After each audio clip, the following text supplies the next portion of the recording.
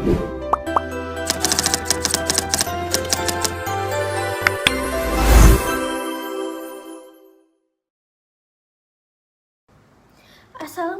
warahmatullahi wabarakatuh. Saya Sri Yatiranita dengan NIM 241310113 di Universitas Muhammadiyah Pontianak. Di sini saya akan membahas tentang sejarah animisme dan dinamisme sebelum kedatangannya Islam. Sebelum Islam masuk ke Nusantara, masyarakat telah menganut berbagai kepercayaan lokal seperti animisme dan dinamisme yang kemudian berasimilasi dengan budaya Hindu, Buddha yang juga masuk lebih dahulu.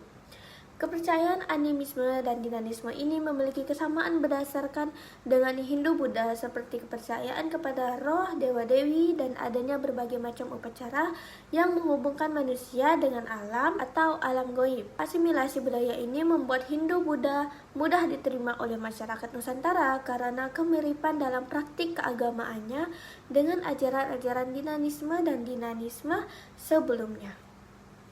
Sebelumnya, apa sih animisme? Animisme adalah keyakinan bahwa setiap benda, tempat, dan makhluk punya roh. Seperti gunung dianggapnya punya penunggu, pohon besar dihormati, roh leluhur dipuja sebagai pelindung. Sejarah singkatnya, animisme sudah hidup di Kepulauan Nusantara jauh sebelum era kerajaan, bahkan sejak masa prasejarah ketika manusia mulai hidup menetap.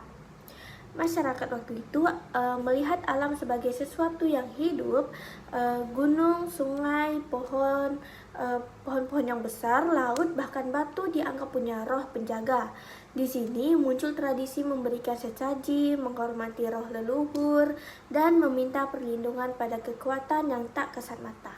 Dalam beberapa daerah di Indonesia seperti masyarakat Dayak dan suku-suku adat lainnya, animisme tetap terpelihara sebagai pandangan dunia yang mendalam.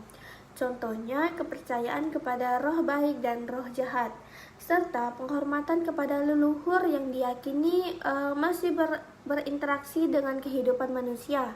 Ritual dan upacara adat yang berhubungan dengan alam dan leluhur menjadi bukti kuat berkelanjutan animisme di tengah pengaruh agama mayoritas. Selain menjadi asal mula kepercayaan dan agama di masyarakat Nusantara, animisme juga menjadi dasar bagi pembentukan sistem nilai dan budaya yang erat berkaitannya dengan penghormatan terhadap alam dan lingkungan. Pandangan ini memupuk sikap saling menghormati antara manusia dan lingkungan sekitar, sesuatu yang masih relevan dalam konteks ekologi dan pelestarian alam masa kini. Selanjutnya ada dinamisme. Dinamisme adalah kepercayaan yang berkembang sebelum kedatangan Islam di Nusantara, yang berfokus pada adanya kekuatan atau daya gaib yang melekat pada benda-benda tertentu atau makhluk hidup di alam sekitar. Kepercayaan ini melengkapi animisme yang lebih menekankan pada keberadaan roh atau jiwa dalam benda dan makhluk hidup.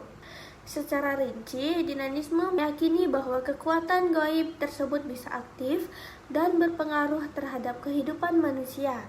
Kekuatan ini bisa bersifat positif, memberikan perlindungan dan kesembuhan, atau negatif, membawakan bara bahaya dan malapetaka.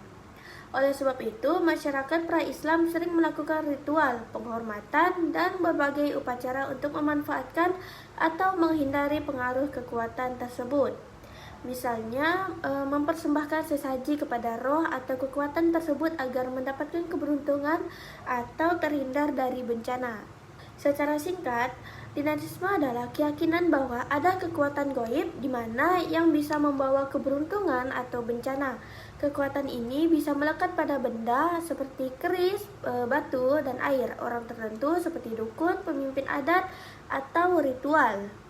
Dinamisme di Nusantara menunjukkan bahwa masyarakat awal memahami dunia sebagai tempat yang penuh dengan kekuatan supernatural, baik yang berasal dari alam, benda mati, maupun makhluk tak kasat mata seperti roh leluhur dan roh alam.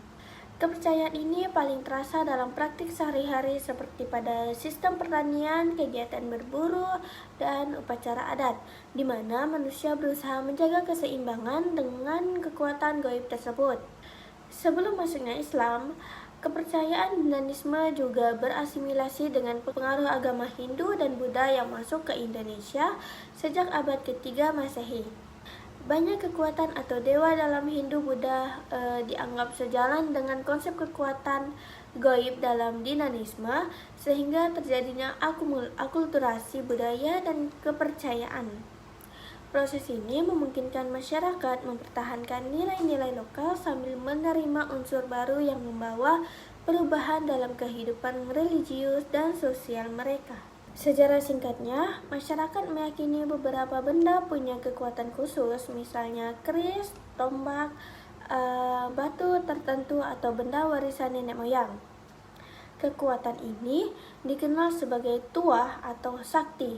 Dari sinilah muncul budaya jimat, pusaka, dan upacara untuk mengaktifkan atau menetralkan energi gaib. Dinanisme berkembang kuat pada masyarakat mulai mengenal teknologi metal atau zaman perunggu dan besi, karena benda-benda itu dianggap lebih bernyawa. Hal ini berdasarkan pada jurnal The Religion of Java, University of Chicago Press. Selanjutnya ada asimilasi budaya.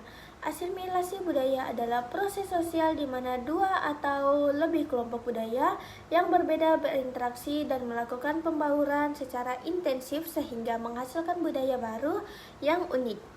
Hal ini bisa mengalami perubahan atau bahkan hilang karena terjadi penyesuaian dan penggabungan nilai, norma, adat istiadat, serta praktik kehidupan dari masing-masing budaya. Selanjutnya ada akulturasi yang berasal dari bahasa Latin, yaitu berkembang dan tumbuh bersama. Istilah ini kemudian diserap ke dalam bahasa Inggris sebagai acculturate dan memiliki arti serupa, yaitu menyesuaikan diri dengan kebiasaan baru atau asing.